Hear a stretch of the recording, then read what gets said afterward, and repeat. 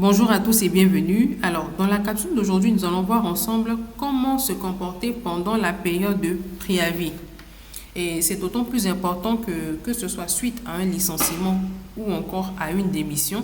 La période de préavis peut s'avérer particulièrement délicate, que ce soit pour l'employeur que pour le salarié.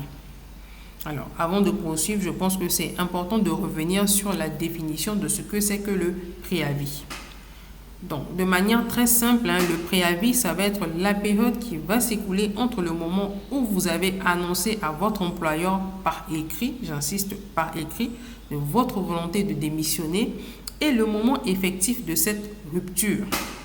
Donc, si de manière pratique, vous pouvez démissionner du jour au lendemain, en revanche, vous ne pouvez pas quitter votre poste de manière automatique, non, pas du tout.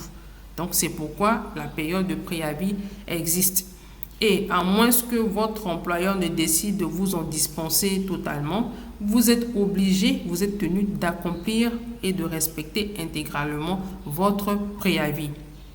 Et justement, la loi prévoit cette période de préavis afin de permettre à chacune des deux parties de s'organiser. Ça va être quoi? Du côté du salarié, si vous êtes licencié, cette période va vous aider à anticiper la rupture de votre contrat de travail et surtout de rebondir. Donc, pendant cette période-là, vous allez vous atteler à chercher un nouvel emploi, à postuler, à participer à des entretiens, etc. Et justement, en vue de la recherche d'un nouvel emploi, vous allez bénéficier pendant la durée de votre préavis de 2 jours par semaine, globalement, qui sont payés à plein salaire pour pouvoir chercher justement ce nouvel emploi.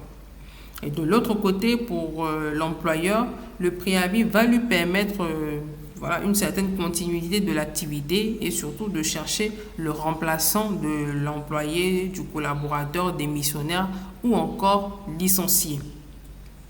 Ceci étant dit, qu'est-ce qu'il faut faire? Comment faut-il se comporter pendant la période de préavis? Nous avons eu l'occasion de voir beaucoup de choses, beaucoup de comportements qu'il faut éviter pendant cette période qui est assez sensible. Donc, le salarié, pendant la période de préavis, il est tenu d'être à son poste, d'effectuer toutes ses tâches correctement.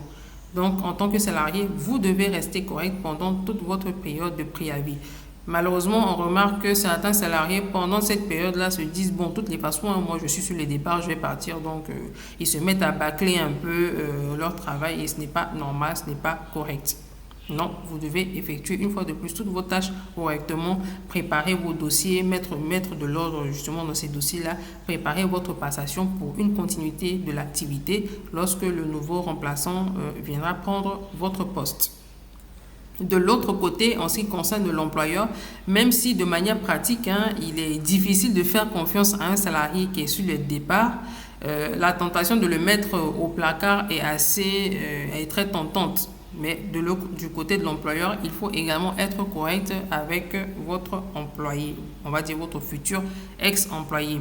C'est vrai, peut-être que vous n'allez pas lui confier des dossiers majeurs, mais vous lui fournir le travail qu'il doit effectuer, donc se comporter au mieux normalement jusqu'à son départ effectif de l'entreprise. Donc, que ce soit du côté de l'employeur et du salarié, il faut maintenir au mieux des relations correctes, c'est extrêmement important.